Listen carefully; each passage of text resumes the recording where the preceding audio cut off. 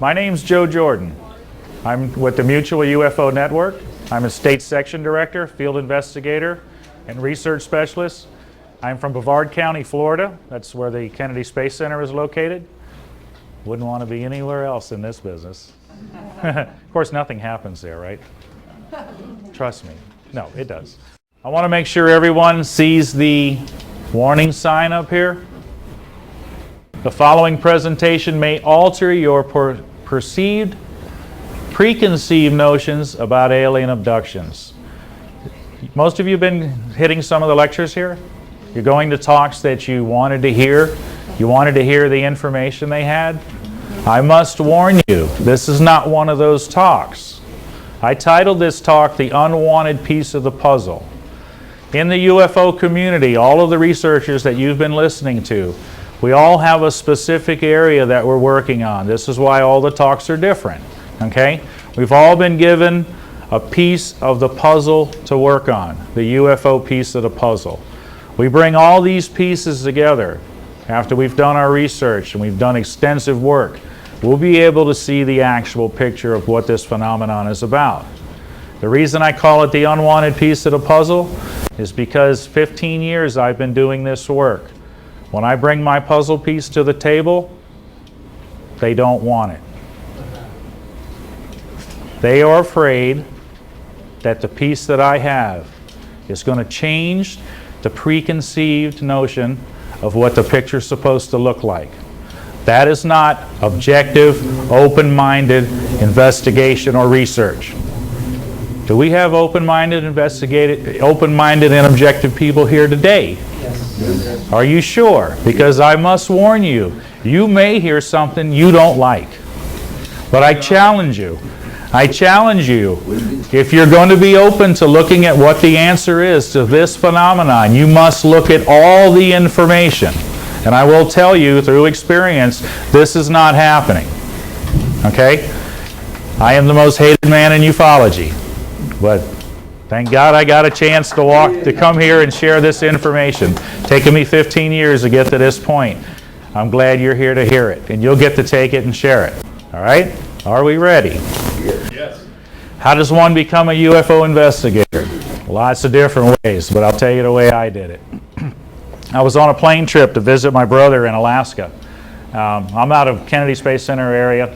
Main airport for us is Orlando. So I was getting ready to fly out of Orlando to go visit my brother in Anchorage, and they told me it was going to be a 10-hour flight. So I said, man, I need something to read. So I went to a little bookstore, and they got magazines, newspapers, and books. Went through all the magazines. I couldn't see anything there that caught my interest. And then I went to the book section. Well, I grew up an avid science fiction reader. Frederick Paul, Robert Heinlein, H.G. Wells, all the masters. I love science fiction. It's a great escape. So I picked up one book that looked like a science fiction book. And it was called UFO Crash at Roswell.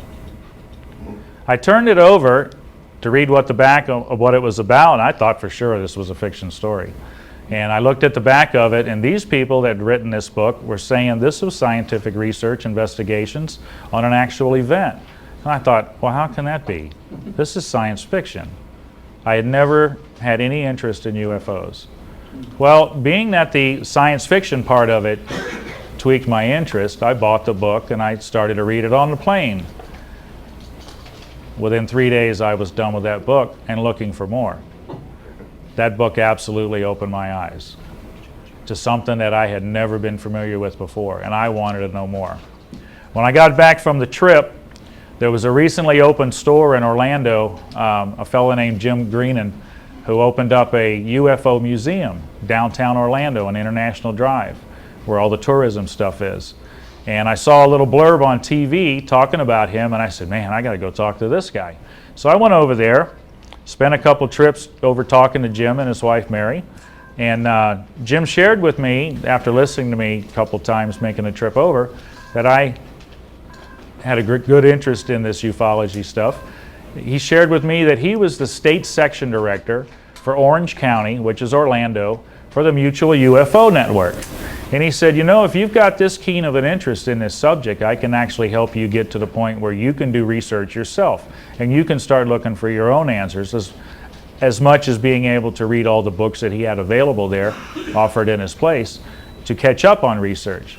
So he introduced me to MUFON, told me what it was about. It was a scientific-based organization, grassroots organization, worldwide, and it was people like you and I that want to take on the challenge of looking at what this phenomenon is about and doing work themselves, hard work. Well, MUFON has a very extensive structure set up to where you can be trained up. They give you all the tools to work with. They have counselors or consultants, counselors or whatever, on their board that as MUFON members and researchers we have access to if we need information. These people are PhDs, masters, specialists in their field that have offered their expertise to be able to get to this information. It's a great setup, I'm telling you. I've been with them 15 years, and I'm not going to leave them because I like the structure, and MUFON is only getting better. They shared with me what it would take to come up to be a field investigator. There are steps that they take you through and training they take you through to actually be an investigator. I went through those steps, okay, to where I was able to do investigations. I did investigation training. I was actually out there doing reports, being trained up to where I could do it on my own. Once they saw that I had a really good want to do this and a commitment to do this, they said, you know, over in Brevard County where you live by the Space Center, there's no chapter of MUFON. You're working by yourself. There used to be a chapter back in the early 70s, and this was 92 that I'm talking about. He said, you know, you could actually become a state section director and establish the group in your county. And I eventually went through the steps of becoming a state section director. They introduced me to the state director at the time, which was Charles Flanagan, and I ended up talking extensively with the assistant state director at the time. His name is Bland Pugh, and he's now the state director in Florida for the Mutual UFO Network. Through working with Bland, he shared with me what the duties were of a state section director. You hold monthly meetings, open public monthly meetings, to be able to get the information out and get information in, to be able to share with the public, because this is a public organization. We use the library for doing this. Like free room in a library anytime you want, just on a regular basis. You know, if you ever need to do meetings, it's a good piece of information. So I started holding the meetings. I started training up investigators under myself so that we could set up a network in our own county to respond to sighting reports. Okay, we contacted the sheriff's department, we contacted the police department, fire department, we contacted the newspaper, and I had a really good contact in the newspaper, so that any calls coming in, we would take these calls, and then they would come to us and not get lost in the system. So this is what we did as MUFON investigators. We followed up on sighting reports, we documented the sighting reports, turned the documents in. It's collected on a database that's been ongoing with MUFON since 1969. Okay? I did this for the next 4 years. Meetings, investigations, document, turn the reports in. You know what? My feeling after 4 years of that, we felt like we were chasing our tail. Because they've been doing sighting reports for how long? And we still don't have an answer. So we got together, my investigators and I, and we said, we've got to get some other way to get to the truth of what this phenomenon's about. Well, during our monthly meetings, we were getting all sorts of people at the meetings. You open up something that says UFOs, you get people from all areas, not just UFOs. And I was kind of warned about this by Bland Pugh, and he was training me up to be state section director. And one thing he warned to me was be aware of all this bizarreness coming in here, you know, and how it can affect scientific investigation. Well, I got to let you know that when I started out in 92 with all of this, I wanted to hit this from the scientific nuts and bolts angle. Okay, I had no prior belief system that was going to affect being totally objective looking at this scientifically. No religious background. I was an agnostic. By the way, is it okay to be an agnostic investigator? Is that all right? Okay? All right, just want to make sure that's okay and I'm not hurting anybody's feelings. So as I went through the process of the meetings, I started listening to all these fascinating stories coming in. But the stories that I was listening to did not fit the format for what I was supposed to do with MUFON. I was getting stories from people who claimed to be contactees, abductees. That didn't fit in at that time. There's no format in MUFON to interview and document an abduction case. And I knew this had to be part of the system, part of the idea of getting to the source of this truth about the UFO phenomenon. Also, I was getting people in there into dowsing, into tarot cards, and psychics, people with all sorts of strange abilities, but they all seemed to congregate at these UFO meetings. And I had to welcome them in. It was an open public meeting. And I got to listening to these stories in depth, and I got to see that, I can't not listen to these people. Even though I'm trying to look at it scientific nuts and bolts, they're part of this phenomenon. They can't be discounted. So I thought MUFON had a problem here. They were only looking at one little piece over here, yet they were supposed to be looking at the whole piece. Telling me not to listen to these stories that come in here because we can't deal with this. Well, I couldn't do that, because if I was going to be open-minded and objective, I had to listen to everything. And I had to take account for all of these stories coming in, no matter how bizarre they were. We worked with this for a couple years, and actually I saw some fascinating things here. And I started to begin to see some sort of spiritual connection to this phenomenon. And it was the people coming in with the metaphysical beliefs. And I started to see that it's tied in with this phenomenon. So I went in depth to look at what that belief system was about, to find out what this connection was with the UFO phenomenon, especially with the contactees and the abductees. This is part of doing research. Follow up, see what it's about, get all the information, put it all together. What happened was, over the next couple years, is I was so impressed with that belief system that I was attracted to it, and I fell right into it, and I was practicing in metaphysics and New Age and the whole works. By the way, is it okay to deal with that and be a UFO investigator? Is this okay still? Are we sure? Okay. So this is kind of where my studies went. I opened up way past what MUFON's boundaries were, and it was fantastic to see what they were leaving out. Okay. Well, again, we still felt like we were chasing our tails. So we looked at this abduction experience, and these people claim that they're in contact, have had contact with the entities that say that they're on these crafts that we've been chasing with sighting investigations. Well, you put that together, two and two, all of a sudden you realize the sighting investigations isn't the frontline information. It's the people that are having the experience with these entities that's frontline information. So we decided to take and focus our research on the direct source, which was the abductees. Okay? Started listening to them. Well, we had to train ourselves up in the research because we weren't abduction researchers. We consumed everything we could get our hands on. All of Hopkins' work, Strieber's work, John Mack's work, David Jacobs' work, the top in the field. We consumed everything they had so that we could come up to par at that time with what was out. Lectures, books, articles, radio talk shows, everything.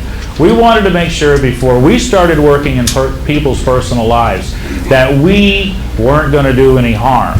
We just wanted to observe and document, okay? And try to find the answers that these people were looking for in the abduction realm. Why am I abducted? Why does this person get it and another one not? What do you do with it once it happens? These questions still aren't answered today. They're still asking the same questions. These people are still chasing their tail, okay? So we started working with the abduction experiencers one-on-one. I had a great group to work with. If you ever get into abduction research and you're a man, please get you an assistant that's a woman, because primary abduction experience person is a woman. You will get into details that may embarrass you, may shock you, and they may feel uncomfortable sharing it with you. So I was really good to pick up some female investigators to work with me, because can be a very touchy subject, very personal subject with these people. And you want to make them feel comfortable as well as you being comfortable listening to this stuff.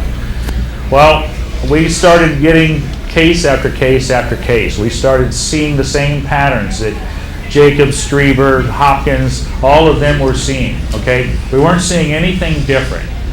Same exact patterns, same exact stories, okay? Same things were happening to these people's lives. They were being destroyed, okay? Family relationships totally separated, blown apart, because one was an experiencer, one couldn't relate to it at all, and the experiencer, it was total control on their life to find out what it was about. Families being ruined because of this, okay? And I've come across so many where this has happened. There was a time, come about 1996, we got tied up with a couple very interesting cases, but they were very, very dark, okay, in nature. There just seemed to be such an oppression over these particular people, and we were getting that on us as investigators. I'd never investigated a case like these before. And there were 2 or 3 of them that were happening at the same time. Is this all in Florida? Yeah. Okay. But now we're dealing all over the country.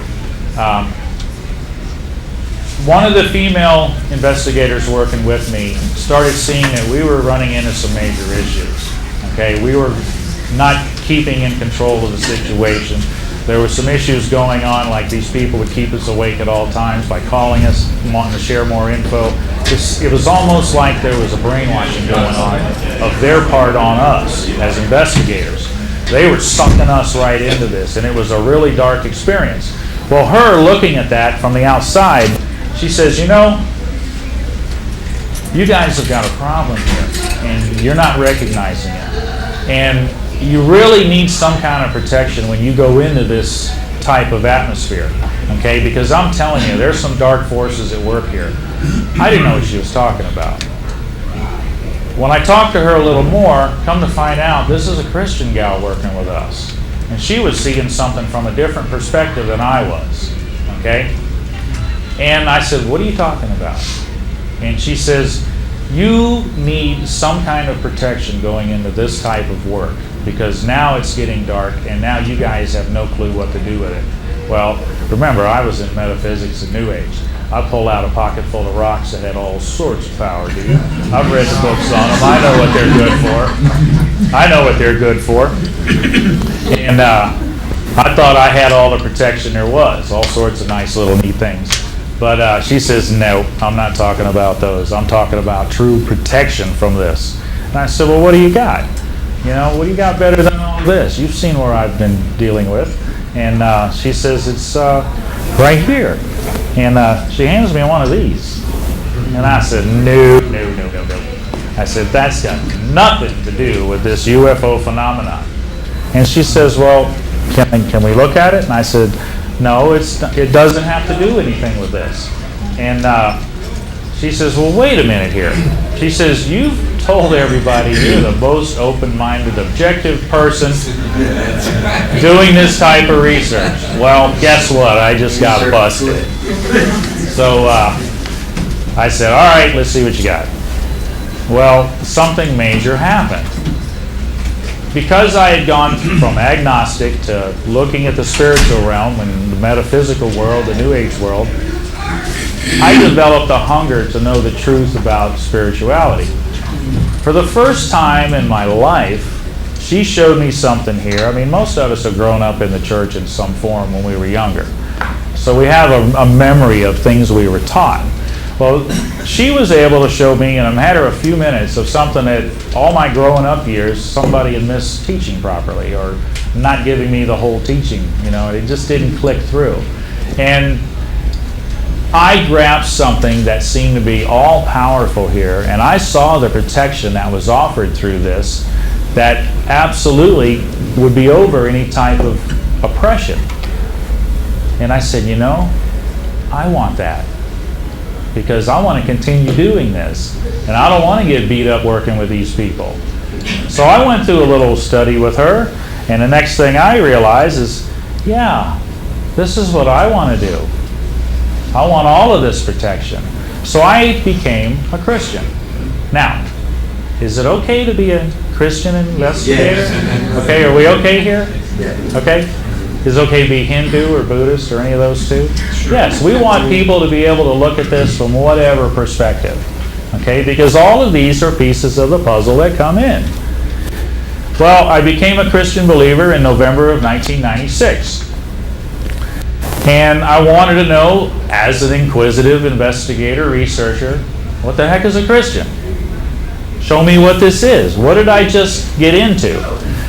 One of my investigators says, I got a buddy that's a Christian, and he's got this Bible study course that's real intense. We can watch it, and it'll bring you up to par real quick. And I said, okay. So I had time off at Christmas from my job, 2 weeks. So every night we watched 3 hours of video on this Bible study course. During this course, the guy that's teaching the course on the video, he gets to a point where he uses this term spiritual warfare. And I went, ooh, that sounds cool. What the heck is that? Well, he reads this verse.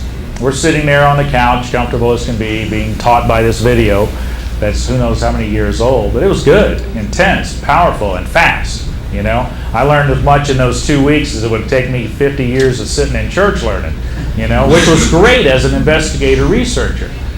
When he got to this one scripture dealing with spiritual warfare, something happened. And the scripture was, "For we wrestle not against flesh and blood, but against principalities, against powers, against spiritual wickedness in the heavenly realm."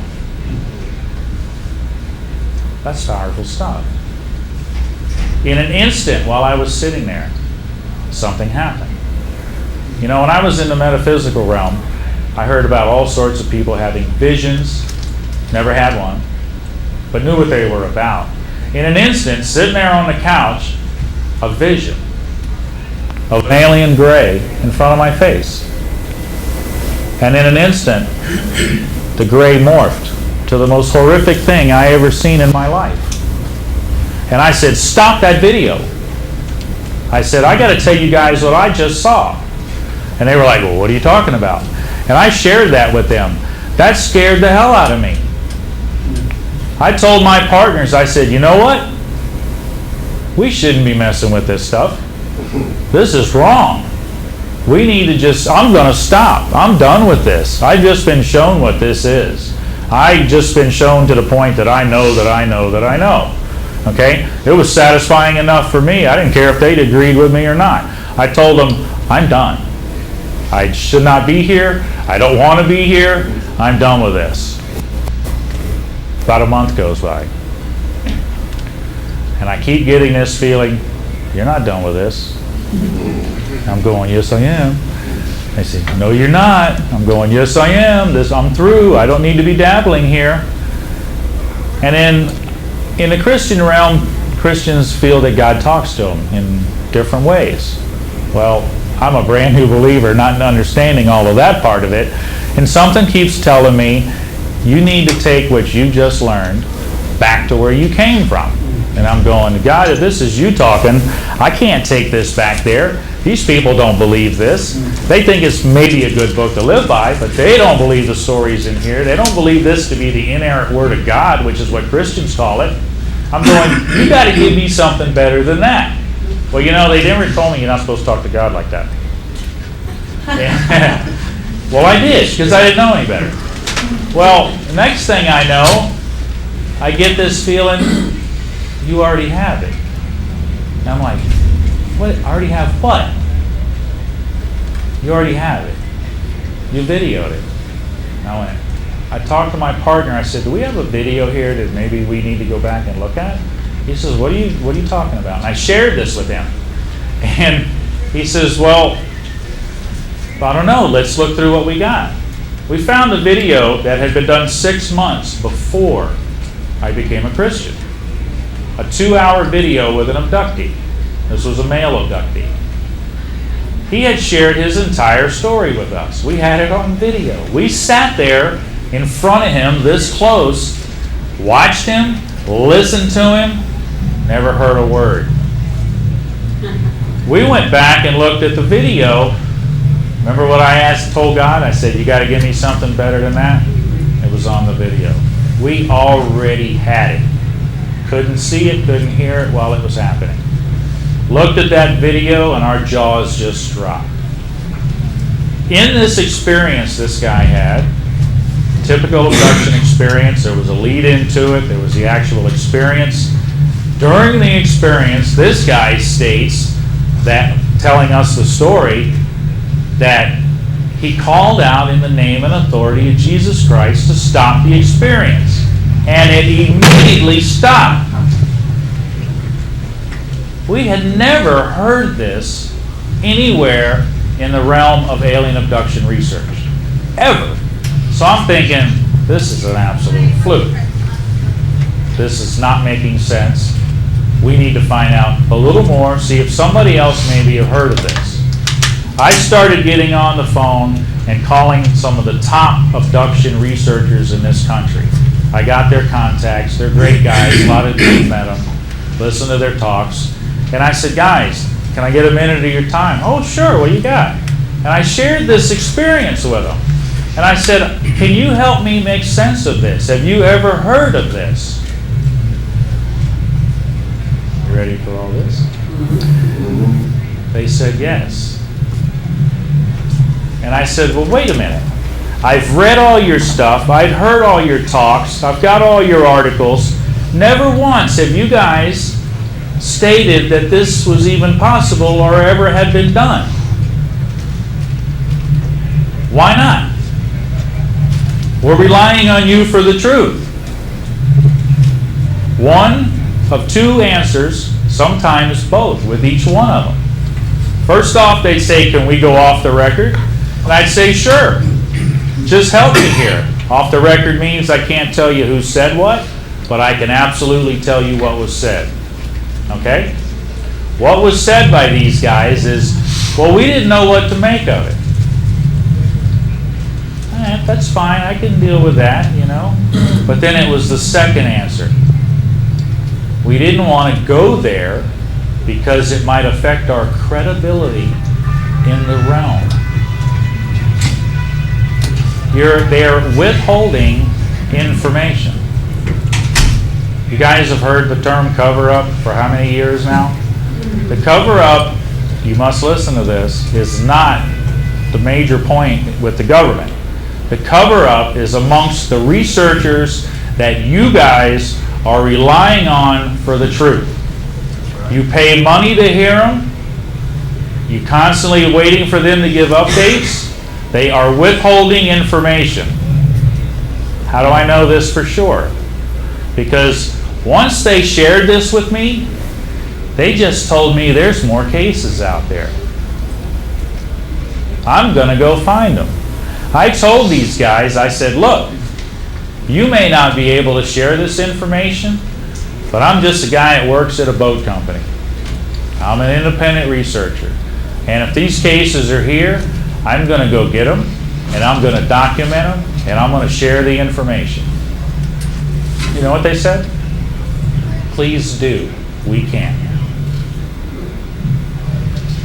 In all the years that I've been working on this and building this database of these cases that are there, not one of the researchers that I talked to has ever come against me. The ones that I didn't talk to have come against me violently. Okay? We needed to figure out how we could get these people to come to us so we could document these cases. Luckily enough, we had a newspaper article done on us on this particular information. It was right after our first couple cases. And it was a local newspaper article. And we thought, great, we got some coverage, you know, in our local paper. 100,000 people in our county, big deal, you know. Well, I thought that's a start. We had a couple calls come in from people who saw the article. That was a start. Okay, this is how you build your database. But within 2 weeks, I was getting calls from all over the country. Hey, I saw your article in our paper. And I looked at the phone ID caller, and they're coming from Montana, New York, Illinois. And I'm going, what local newspaper? And they tell me, and I said, well, that article was in my local newspaper, and I'm in Florida. So I call up the newspaper people, and I said, how is it these people are seeing this article that you guys printed here in our local paper? They said, oh, the Today paper belongs to the Gannett Corporation. So it went nationwide. We started building our database. And it kept growing and growing and growing. I now have worked with over 300 documented cases of people that have been able to stop this experience in the name and authority of Jesus Christ. See why I'm the most unwanted piece of the puzzle? Because there's issues that come with this. Okay? What I want to get into, being that this is a workshop, is how does this work? What are the mechanics that makes this work? Okay? Because it's one thing to say that this is happening, but as a Christian researcher, I wanted to know, why is this why are they able to do this? How does this fit into aliens and UFOs? Well, a lot of it goes back to that first scripture that I read you. For we wrestle not against flesh and blood, but against principalities, against powers, against spiritual wickedness in the heavenly realm. That's the Christian description of what we're dealing with. Well, I had to have more than that. I had to be able to go back and understand exactly how this works, why it works, and be able to share this information. Okay? You guys are hearing this for the absolute first time. Okay? This is a special talk. The first thing that puzzled me is in that chapter 6 of Ephesians, that happens to be, for those of you that might be familiar with it, it happens to do with spiritual warfare. It's chapter 6. Verse 12, what I read, identifies who the warfare is against. 13 through 17 is a little talk that many pastors use about defense against demonic entities. And it's called putting on the whole armor of God. And it takes you through the steps of putting on armor for defense against demonic forces. This is what the Christians believe. Okay? Well, I thought, I kept reading this and reading this and reading this. Well, this is a way for protection, okay, against forces of evil. And if these are forces of evil, which I haven't proved yet, then people need to learn to do this power of this protection, put on this protection. Well, then I got to looking at this, and I got to looking at this hard. I thought, defense is one thing. When you put on a full armor, let's take analogy of a football player. Pads, helmet, the whole works. He's ready, okay? He's in defense mode. Can you score in defense mode? No. Can you win in defense mode? No. You've got to go offensive. Well, there had to be, I've got to be able to, if this is a spiritual, biblical thing, it seems to be showing, I've got to be able to line it all up, okay? Not just bits and pieces. What these people were doing was a proactive, offensive move. Speaking out loud with some kind of authority stops this experience. I've got the cases to prove it, okay? Keep in mind, as a scientific investigator with MUFON, one of the main things we look for in investigations is something that's repeatable. Okay? Has anybody heard of any repeatable event that can be called on and repeated in the field of ufology? Raise your hand, because I'd sure like to know. Nothing. There's not one repeatable event in the entire field of UFOs and aliens. But there is here. I've got over 300 cases so far. I got emails sitting there waiting for me to talk to them right now. New ones. This is ongoing. The cases are getting bigger. The database is getting bigger. This is a repeatable event. I'm showing it. Repeat, repeat, repeat, repeat. This is the only repeatable event in ufology. In a minute. This is what the research is looking for, okay? But it takes a step farther than that, which I'm getting ready to get into. Where does this offensive move come from? Can I show the offensive move in the biblical record? Well, I've heard this sermon many, many times, put on the whole armor of God. But you know what? I finally read a little farther. What's a shame is pastors are teaching this defense against the demonic realm, but that's where they stop. Well, you know, that guy in the football uniform, eventually he's going to start getting tired after getting beat on. And he's going to get weak points in his armor. Okay? And he's going to get hurt. You've got to go offensive in some matter. Well, I'm seeing these people are doing an offensive move of where is it better? You go 2 sentences past this armor, and this is what it says. And for me, that utterance may be given unto me, that I may open my mouth boldly, to make known the mystery of the gospel. Okay, there's an offensive move. What's this mystery of the gospel? Because this is what they're speaking. I had to get into some research to find out what that was. I'll nip this one quick. Mystery of the gospel. Jesus Christ, who came to save us from all our sins and save the world and all of that, he died on a cross. That was it. So the enemy thought. 40 days later was what day? Day of Pentecost. The day of Pentecost, that those who don't know, was where the apostles were told to go to Jerusalem and wait. Jesus told them, I'll send you a comforter. That's the day of Pentecost when he arrived. And that was the indwelling of what is called the Holy Spirit. In Christianity, this is a triune God. Father, Son, Holy Spirit. The authority passed down from the Father to the Son to the Holy Spirit, which indwells in you as a believer.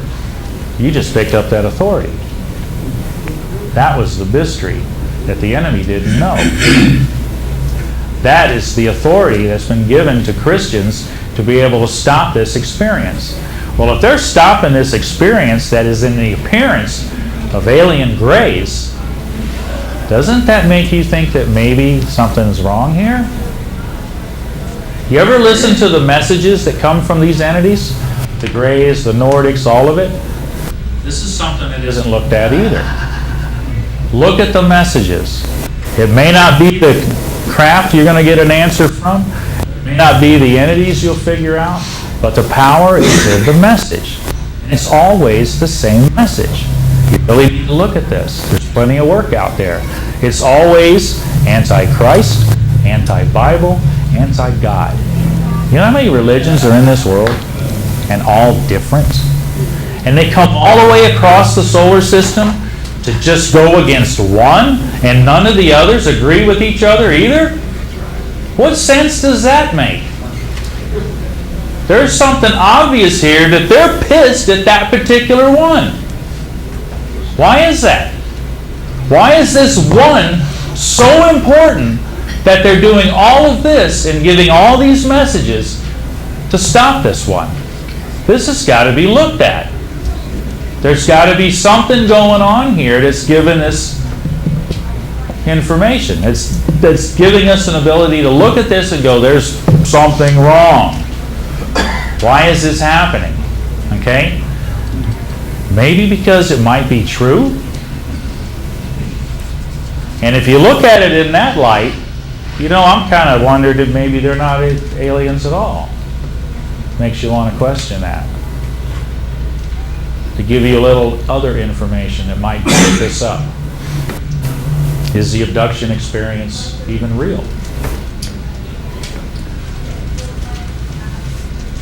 I would never say it isn't real to the people it's happening to. Never. It's as real to them as you looking at me and me looking at you. Okay? Is it a physical experience? My research shows not. There is no evidence of it actually being physical. There is evidence of it being so seeming to be physical that they can't tell the difference. Is there any research that might back this up? I happened to come across some just before I came to do this talk. There's a brand new book out. You ever heard of Graham Hancock? Fascinating archaeologist, work with Egyptology. Well, he's taken on a new piece of research. You really need to look at this book. It's about this thick, costs $30. I bought it. It's called Supernatural. This man took off to the Amazon to explore what the shamans are working with. The shamans work with a number of roots and herbs that they combine together to get a spiritual experience, to come in contact with their ancestors or whatever. He's done, in his book, he says he's done 12 trips of this stuff already on this chemical. During his experiences, he saw the Greys. He went to their realm. That realm was in the mind. That realm was an area that he had to open a door to get to with a drug. I have a lot of experiencers I found that were under drug usage. And when under drug usage, it seemed to open a door for the experience. Okay? He's got repeatable evidence, that under the influence of this particular drug that's used in the Amazon, that you can have this abduction experience. Makes me really question whether it's physical at all. Ever heard of Terence McKenna? Terence McKenna, 30 years, dabbled with the hallucinogenic mushrooms. Terence McKenna documented he experienced the Greys during his influence of hallucinogenic mushrooms. Another doorway that's been opened to this experience. Doesn't sound like it's a real physical experience, does it? I've got a personal testimony, one of mine, who's been delivered from the experience. This one happened to be mine, not just somebody else's, but it came to me. She was able to terminate the experience from her life. Where did she have her experiences? She was a methamphetamine addict, seller, producer, served time in jail. She came to me when she saw my information because it shocked her to no end that the entities that were described on my website as being aliens were the ones that she encountered in her experiences under the influence of methamphetamine. This doesn't sound like a physical experience. This is a spiritual experience. If it's a spiritual experience, I have found in my research only one way to stop this experience. I have not found any other. Ann Druffel wrote in her book, Stopping Alien Abductions, a number of ways. Okay? That puzzled us. Because our way that we had, calling on a personage, was down near the bottom. Seen the lady with the tinfoil on her head? That's one of them. So we were in the mix. It seemed to be we weren't the only way. Well, one of my partners, Dr. Chris Ward, he looked at this and he says, you know what? All we have is a problem with terminology here. Because what we're seeing is not just the ability to stop the experience through these testimonies that we're getting instantly and abruptly, but we were getting the testimonies that these people, because they had realized what was happening to them and realized they had this authority, they were able to terminate the experience from their life, never to recur again. That's different than just stopping the experience. Completely terminate the experience. Okay? We know that this experience can come one of three ways. Remember the questions I told you that the researchers are asking and are still asking? We found biblical ways to answer those questions, along with the proof and the testimonies. Why did I get abducted? Abduction comes from one of three ways. We have an answer. Just listen. First way, scary way, They asked for it. I've been talking to people at my table the past 2 days of telling me, but I want it. Be real careful what you ask for. Okay? Listen to me here. If you decide to take that route, get one of my business cards so you can contact me when the real stuff gets really nasty, and I'll help you. The second way was people unknowingly opened that door. They dabbled with things that were, I have to say this because the research shows it, ungodly. It gives a doorway to these entities to come into your life. And they didn't know they even opened it. A lot of the work we do is helping people find that open door and helping them close it. Because you're going to have to close it to terminate it from your life. The other way, which puzzled us for a while because I knew I was going to have to find a biblical answer for it, was people would come to me as adults and say, you know, I've had this experience since I was a child. A child is too innocent to have opened that door, knowingly or unknowingly. They're innocent children. How did that door get open? It's generational. Every time I interview these experiencers, and that was what they brought to me, I go back and ask them what their family was like. I find open doors everywhere. How does the biblical record cover that part? There's a scripture in there that says that the family is sanctified by the head of the household, believing head of the household. Okay? That covering comes from the head of the household. It is very important what you're teaching your children. It is very important of the spiritual covering you have over your children. If it isn't there, they're open to the darkest entities there. And they carry that until they finally realize that this is what this is, and they come to hopefully to somebody like us, so we say we can help you. Okay? We found answers to the questions that the other researchers are still asking. But they don't want this. Why don't they want it? Because they've got an agenda they're working with. They don't want all this to stop. I heard 2 talks in the past 2 days. You want to know what all this is about? And it absolutely blew my mind. And since it was public and recorded, I'm not holding names back. Is that okay? You want names now? Yes. Stephen Bassett, yesterday at his talk, he got a question. His talk was great until he got a question at the end. What are we looking for here? What do we hope for by all of this disclosure? We want the technology.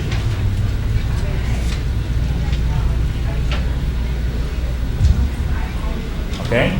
They're willing to trade anything for the technology, even their souls.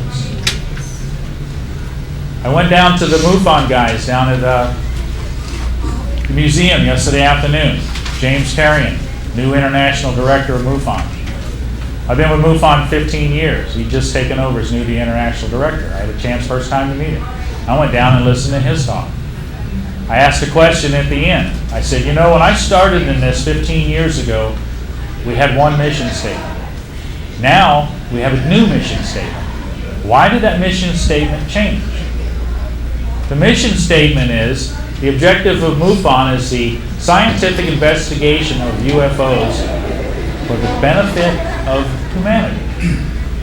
You know, that's double-sided. You could take that any way you want. And I would have really been happy if he would have given me both ways, but he didn't. You know what he gave me? They want the technology.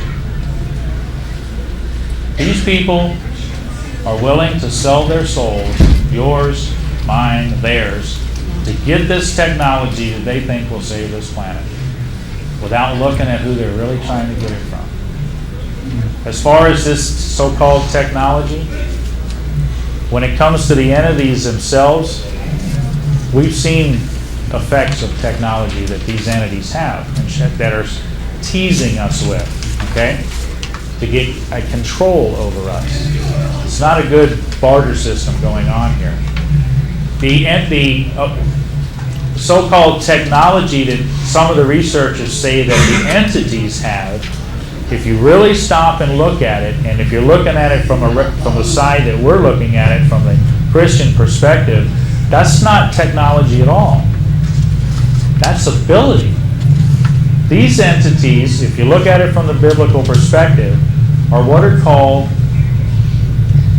fallen angels. The abilities that these abductors have and are recorded in everybody's research is identical to God's angels.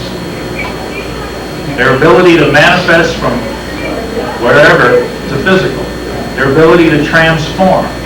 Okay? All of this has been recorded in this book that God's angels did.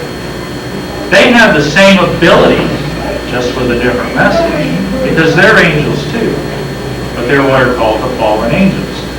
They have a very sinister plan. And their plan is to get your soul. Okay? Because the end of this book says there's going to be something really good happen. But if you can't get there because of them, they have to do it. This is what we found. Well, it gets deeper. Because I'm getting documented cases, repeatable evidence of all of this happening to be able to share with the community. This is what everyone's been looking for. It's right here. It's absolutely repeatable. Now, is it repeatable only because I'm hearing extra testimonies? Let's take it a step farther. To be truly repeatable means I should be able to take what they're telling me they've done and make it happen to you. Right? That's a true experiment. Because not only we started getting a documented base of testimonies for people that done this, the next thing I know, after posting these on the website, people are going, can you help me? I'm going, well, we didn't expect to go there. We have gone there. This has turned into being counseling. We can now take what we've learned that happens to these people, and there is a process that goes through to terminate this from your life. We had already been doing this. I didn't have it in any written form. And then one time my wife brings me this book and says, you know, you really need to look at this. It comes from an excerpt from a book called A More Excellent Way, Be in Health. Spiritual Roots of Disease, Pathways to Wholeness by Dr. Henry W. Wright. He's out of Pleasant Valley, Georgia. I have to use these because we've already been doing it, I just never wrote it down. And this guy shows up in the book, he's got everything that we can do to help people. This is the mechanics of how you terminate this experience. This is the mechanics to make this a repeatable event every time. You've got to look at this, and you've got to be able to see that there's major information here. First thing you do is you're going to have to make a relationship with the person behind this book. What we're talking about here is this whole phenomenon is about allegiance. Allegiance to somebody that has taken your free will, or allegiance to somebody that's given you free will. This is where it comes in. You have a God that offers you to come to Him on total free will. You have these entities that they're not waiting for free will. They're going against your free will. This is total opposite. Which one would you enjoy best? Okay? You must make that relationship. You must choose to want to stop this. First thing we do is recognize. You must recognize what it is. When we're able to show you biblically exactly what this is, and through the research, I've just shown you enough to get to recognize. Okay? Next step is number 2, responsibility. You must take responsibility for what you recognize. That means you need to do something about it. Not just go, oh, poor me. That don't cut it. These workshops and support groups that they have for abductees, those are poor me support groups. Anybody ever been to one? They're pitiful. You know? Let's get over this. Let's not just pity on each other's shoulder and whine and cry about all we've been through. We have a way here that can put this completely behind you, and it works. Number 3, repent. Apologize for getting involved in it. We got a God that created this universe that says, I'll take that. That's real simple. Number 4, renounce it. You need to absolutely make it your enemy. Okay? Number 5, remove it. Get rid of it once and for all. All this stuff that's been attachments to this phenomenon, stuff we bought, stuff we looked at, all of that stuff, get rid of it. You know what's really the feeling? You got to get it out of your house. You know why? Because as long as it's there, it's a doorway. You know what an open door is? You ever take a door and you open it and walk through it? What if you close that door back but you leave your finger in it? What is that? It's still an open door. You got to close the door completely, because if you don't, you're advertising. You're still welcome here. Okay? These are the mechanics of how we get these people to where this is a repeatable event. Number 6 is resist. This one's going to puzzle you. When it tries to come back, resist it.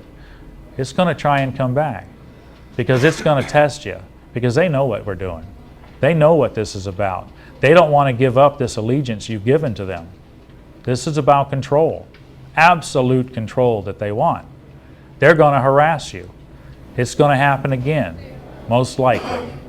But we've taught you that there's a name and authority over it. By calling out in that name and authority in true belief, they stop, they flee. Okay? And it might take a couple more times for that to happen. Then they finally get the message, we're not welcome here anymore. Let's move on and get somebody easier. Okay? And they do.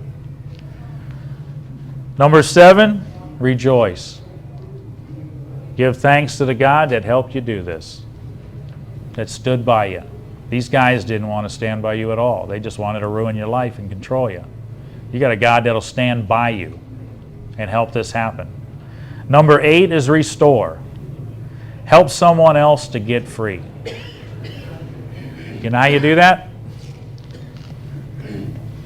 You tell people. Those are the testimonies, the evidence. The evidence is in the testimonies. Okay? We post the testimonies. You want to be anonymous? That's fine with us. When we started posting the testimonies, how many we got, Dave, now? Over 70 on the website? Yeah, that we were able to post. They're all so different. One of those testimonies is going to reach somebody because it's going to be similar to what they've been going through. And they're going to say, I read that testimony. And that's just like what I've been going through. I want to be free of this. This has turned into an absolute counseling group.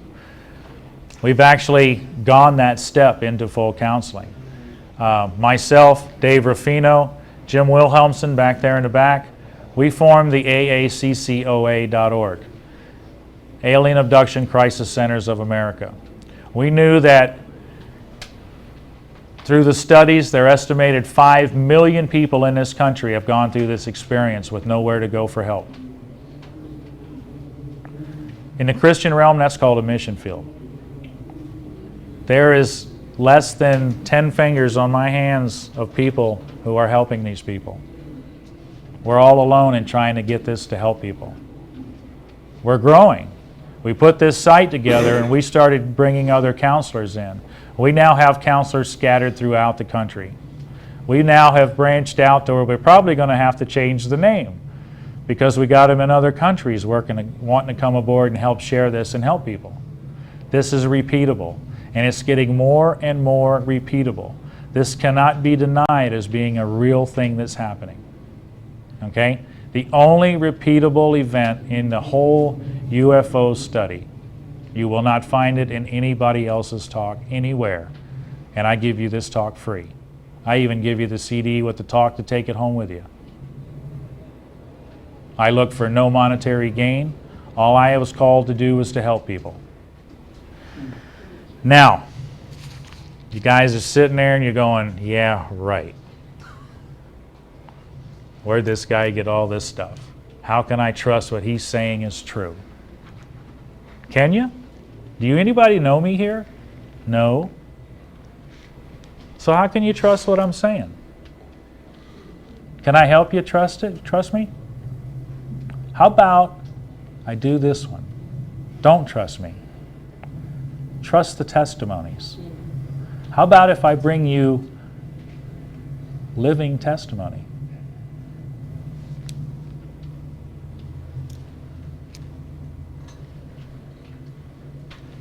Living testimony for you to see. Don't rely on what I just told you. Living testimony.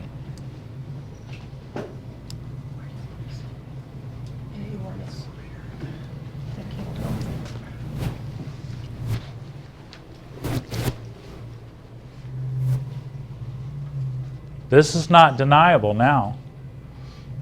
Living proof. These people have gone through this experience in their life. It's ruined their lives. These people, through these processes, through their teaching, Christian teaching, have been set free from this experience. How many do you need to see to be convinced? Because I'll bring them to you. This stuff cannot be denied. Are you starting to see why I'm the most hated person in ufology? Because my piece of the puzzle doesn't fit the picture that they think they're making. So they don't want my piece. Thank you, guys. There's some scriptures here that are pertinent. Actually, I want to share you this because a lot of times we forget history. And that's dangerous when you forget history. These are quotes from famous people that you guys know, that were recognizing that there was a problem here. Human beings are under the control of a strange force that bends them in absurd ways, forcing them to play a role in a bizarre game of deception. Dr. Jack Valet. We are part of a symbiotic relationship with something that which disguises itself as an extraterrestrial invasion so as not to alarm us. Terence McKenna. A large part of the available UFO literature is closely linked with mysticism and metaphysical. It deals with subjects like mental telepathy, automatic writing, and invisible entities, as well as phenomena like poltergeist, ghost manifestations, and possession. Many of the UFO reports now being published in the popular press recount alleged incidents that are strikingly similar to demonic possession and psychic phenomenon. Len E. Cato. UFO behavior is more akin to magic than to physics as we know it. The modern ufonauts and the demons of past days are probably identical. Dr. Pierre Guérin. The UFO manifestations seem to be, by and large, merely minor variations of the age-old demonological phenomenon. John A. Keel. Increasingly, I felt as if I were entering a struggle that might even be more than life and death. It might be a struggle for my soul, my essence, or whatever part of me might have reference to the eternal. There are worse things than death. I suspected, so far, the word demon had never been spoken among the scientists and doctors who were working with me. Alone at night, I worried about the legendary cunning of demons. At the very least, I was going stark raving mad. Whitley Strieber. And yet he's promoting abduction experience. You know what that part is about? How he can go from this to promoting the experience? That's a phenomenon that we've recognized to be similar to the Stockholm Syndrome. You guys know what that is? For you younger ones, it may not. To give you an example, this comes from POWs that are in prisoner of war camps. They're tortured, terrified, starved, brainwashed. But when they go to free them, they find that they've sided with their captors. It's a brainwashing experience. Okay? This Stockholm Syndrome is very similar to what we see happening to the experiencers. The ones that get to that level where they've sold out to the captors, it's very, very, very hard to bring them back. Another one was Patty Hearst. I don't know if you guys remember her. She was captured and abducted by the Symbionese Liberation Army. Okay? Held captive. What happens next? They're a terrorist group back in the 70s. They catch her on bank video robbing a bank, carrying a weapon with them. That's the Stockholm Syndrome. These experiencers go through this Stockholm Syndrome experience. What we're seeing here, especially with the different type of entities, people said, well, aren't there good aliens and bad aliens? No, they're not. Listen to them. What's happening here between the appearance of good aliens and bad aliens is something you guys have seen every night on TV. It's called good cop, bad cop. They're both cops. This is a major power play of mind control. They'll start you out with the bad ones, and the good ones will come in and make it all better and tell you you're special, you're chosen, you have a purpose. They're worse than the ones that did the bad stuff to you because they're better at it. They're better at the deception. Okay? You ever heard of the book of Enoch, where it talks about the fallen angels that came and messed before the flood? What did they seduce mankind with? Technology. This is exactly the same scenario at a later time. I'm good. I'm open for questions.